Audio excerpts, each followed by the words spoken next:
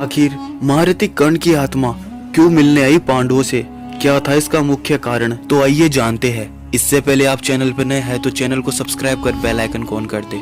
दोस्तों, महाभारत का युद्ध एक ऐसा युद्ध था जिसमें कई वीर महान योद्धा हुए।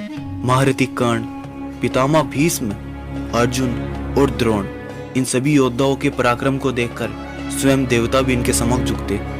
कर्ण, पितामह भीष्म और गुरु द्रोण के समक्ष तो संपूर्ण पांडव सेना भी झुक सकती थी, लेकिन अधर्म का साथ देने के कारण इन सब की मृत्यु हुई। लेकिन महाभारत के कुछ समय बाद ऐसा क्या हुआ कि सूर्यपुत्र कर्ण, पितामह भीष्म और कई योद्धाओं की आत्मा पांडवों से मिलने पुनः धरती लोक पर आई। दोस्तों, कहा जाता है महाभारत का युद्ध समाप्त होने के बाद गांधारी, धृतराष्ट्र और कुंती वनवास के लिए चले गए थे।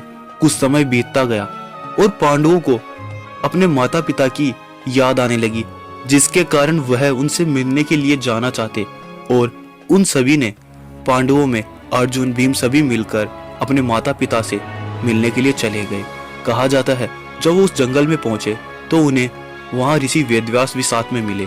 कहा जाता वह धृतराष्ट्र और कुंती सभी के साथ थे, किंतु जब वह सब एक साथ हुए तो धृतराष्ट्र के मन में एक ऐसी बात विचलित हो रही थी जिसे वो कह नहीं पा रहे थे, जिसके कारण ऋषि वेदव्यास ने धृतराष्ट्र से कहा, हे धृतराष्ट्र, आपके मन में जो बात है आप उसे सबके सामने कह दीजिए। किंतु राजा धृतराष्ट्र वह बात किसी से कह नहीं पा रहे थे।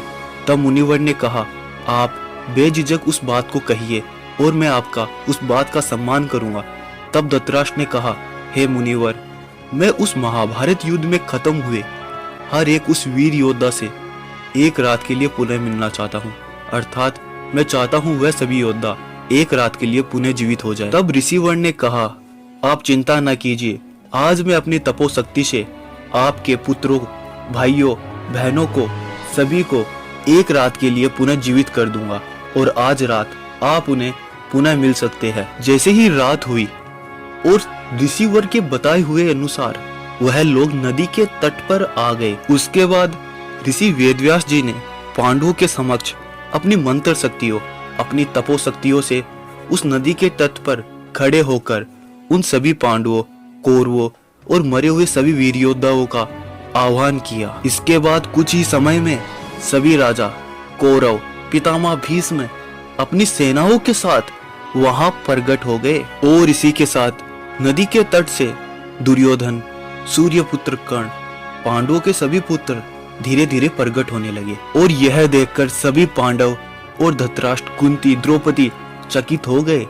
जब उन्होंने सूर्यपुत्र कर्ण को देखा तो पांडव बहुत ही प्रसन्न हुए, क्योंकि उन्होंने कभी भी अपने भ्राता कर्ण का सम्मान नहीं किया जब तक वो जीवित थे।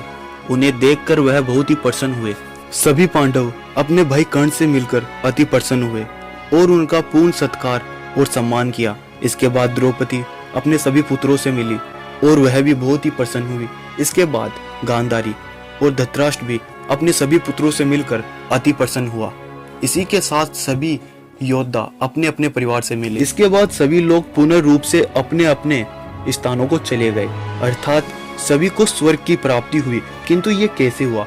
कहा जाता है सभी अपनी युद्ध स्थल में वीरता को प्राप्त हुए और जो भी योद्धा युद्ध में वीर गति को प्राप्त होता है उसे स्वर्ग की ही प्राप्ति होती है। इसी कारण सूर्यपुत्र कर्ण, दुर्योधन और शकुनी जैसे महापापी को ही स्वर्ग की प्राप्ति हुई।